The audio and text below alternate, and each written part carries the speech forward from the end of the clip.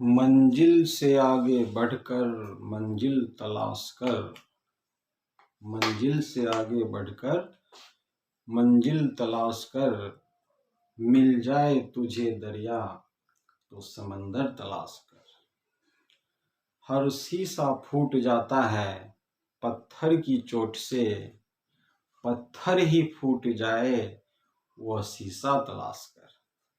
तो आइए दोस्तों, आज हम एक बार फिर आपके बीच 12th बोर्ड एग्जामिनेशन के लिए केमिस्ट्री सब्जेक्ट से कुछ VVI प्रश्नों को लेकर आए हैं। क्योंकि यहाँ पर जो शॉर्ट क्वेश्चंस हैं वो लगभग आपको 18 या 20 दिया रहेगा, जिसमें आपको 10 को चुनना पड़ेगा। तो इस तरह के जो सवाल हैं उसको लगभग 4 की संख्या में आपको मिलेगा। तो इस तरह के जो सवाल का एक ग्रुप होता है और उसका जो रीजन होता है वो लगभग एक ही जैसा होता है, एक ही रीजन पर सब आधारित होता है। तो उसको कैसे आप पकड़िएगा ये आप देख लीजिए।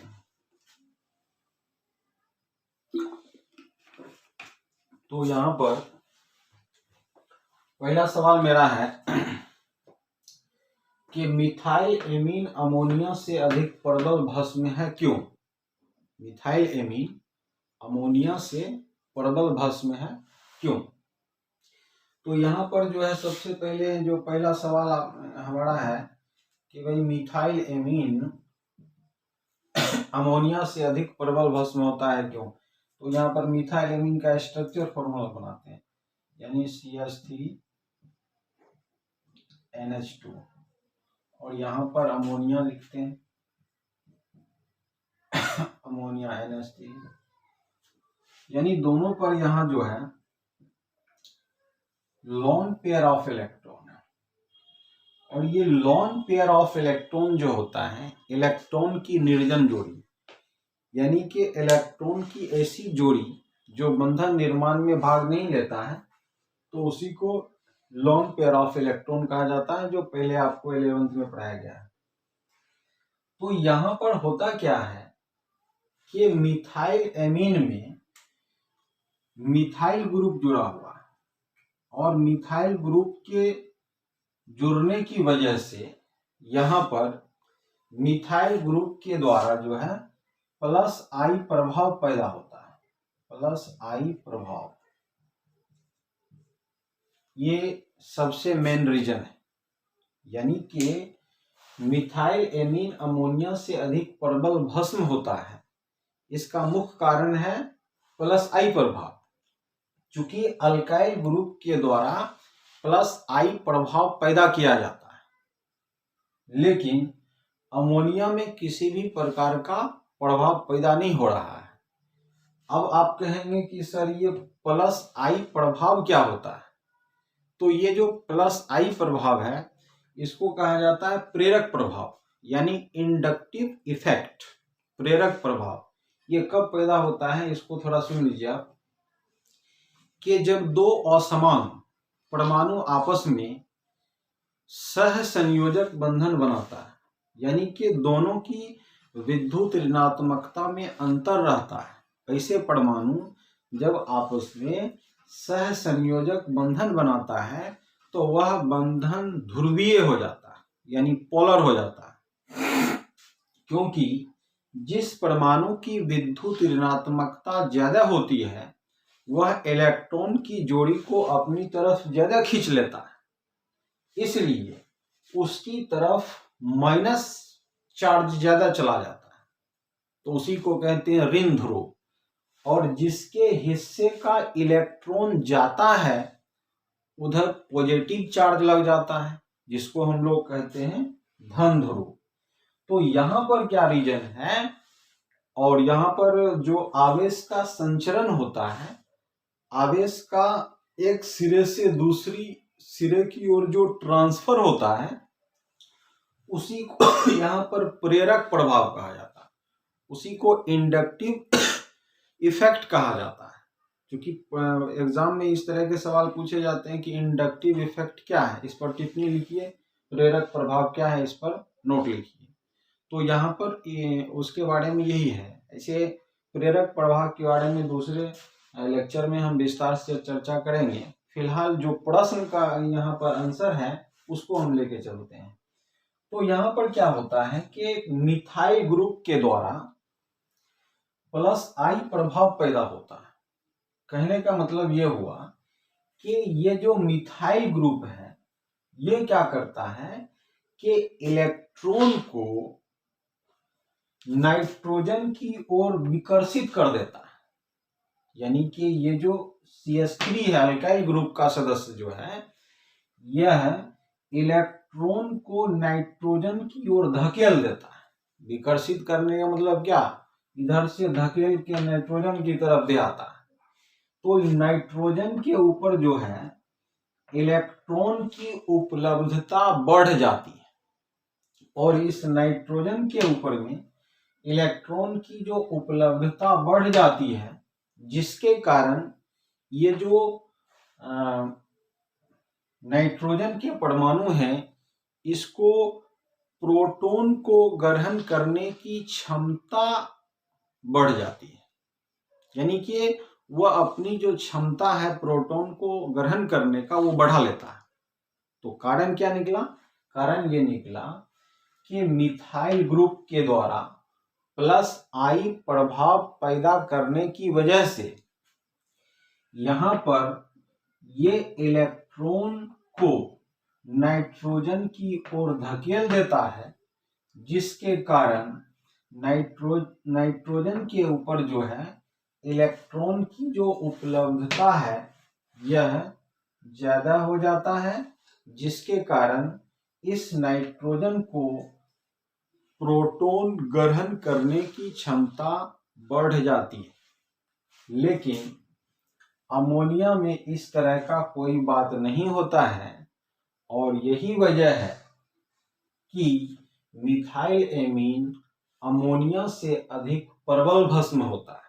और दूसरी बात एक और हम यहाँ लिख के बताते हैं कि यह जो भास्मिकता होता है, भास्मिकता,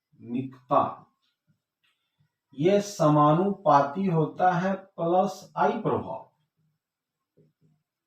यानी कि जो जितना प्लस आई प्रभाव पैदा करेगा वह उतना ही भस्मीय होगा। आप इसको इसे याद रखिए कि जो जितना प्लस आई प्रभाव पैदा करेगा वह उतना ही भस्मीय होगा, यानी उसकी भास्मिक शक्ति ज्यादा होगा। दूसरी बात यह है कि इस तरह के जो सवाल यहाँ लिखा हुआ है तो लगभग इसके आंसर उसी पर आधारित आ रहा है। सिर्फ आपको क्या दिखना है कि प्लस आई प्रभाव कारण बन रहा है, प्लस आई प्रभाव इंडक्टिव इफेक्ट ही कारण बन रहा है। तो यहाँ पर देखिए कि अगर यहाँ मिथाइल एमीन है CH3 NH2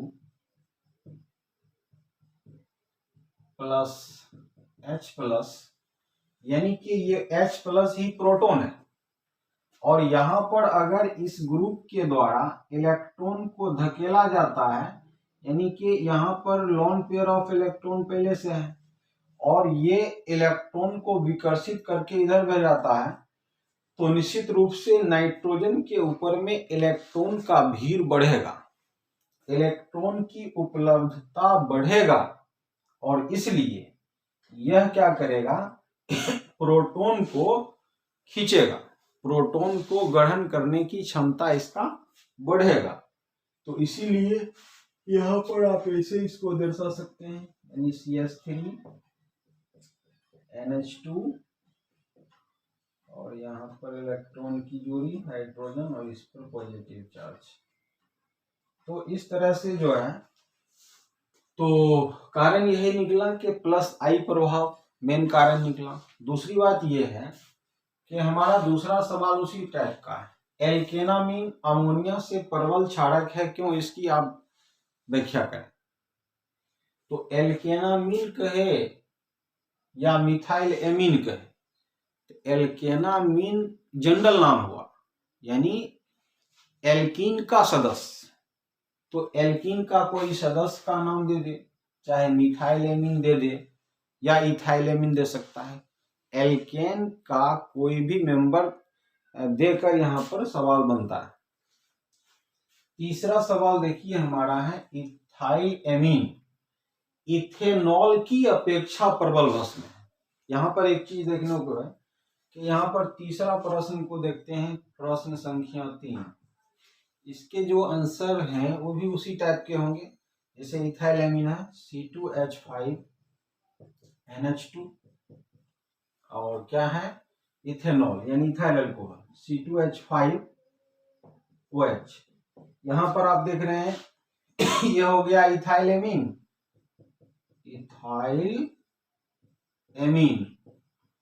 और ये हमारा हो गया इथाइल अल्कोहल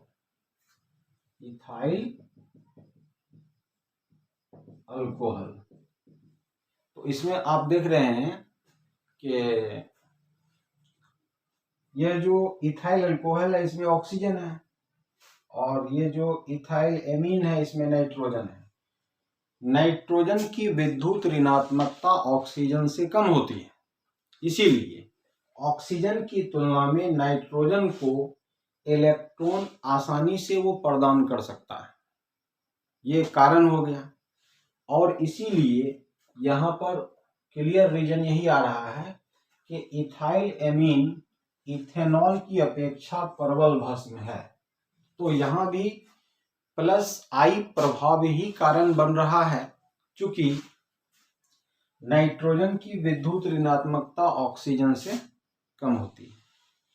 तो ऑक्सीजन की तुलना में इलेक्ट्रॉन प्रदान करने की जो क्षमता है वह नाइट्रोजन के पास ज्यादा होगा और यही कारण है कि ये जो इथाइल एमीन है ये इथेनॉल की अपेक्षा प्रबल भस्म होते हैं।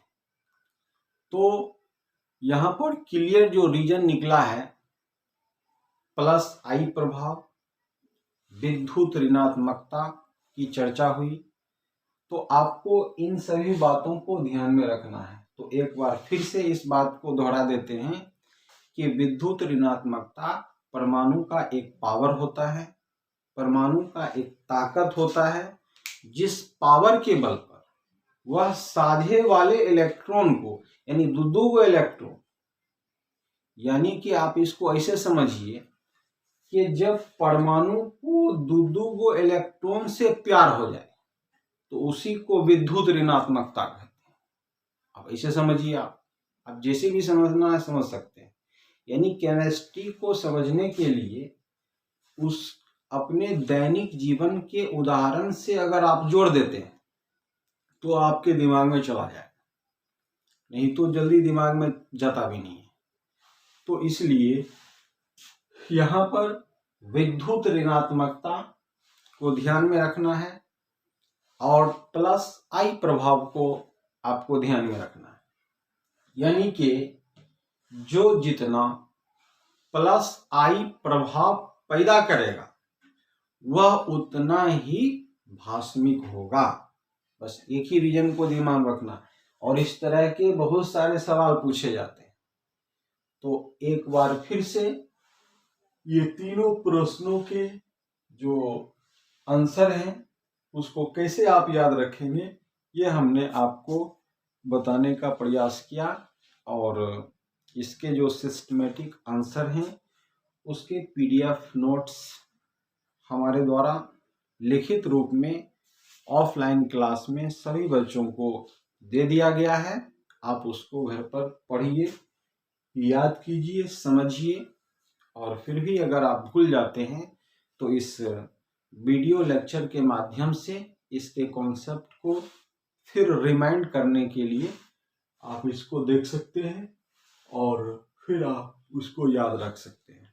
दूसरी बात यह है कि यह कॉन्सेप्ट को याद रखने के लिए आपको physically and mentally both here दोनों चीज आपको यहाँ देना हो।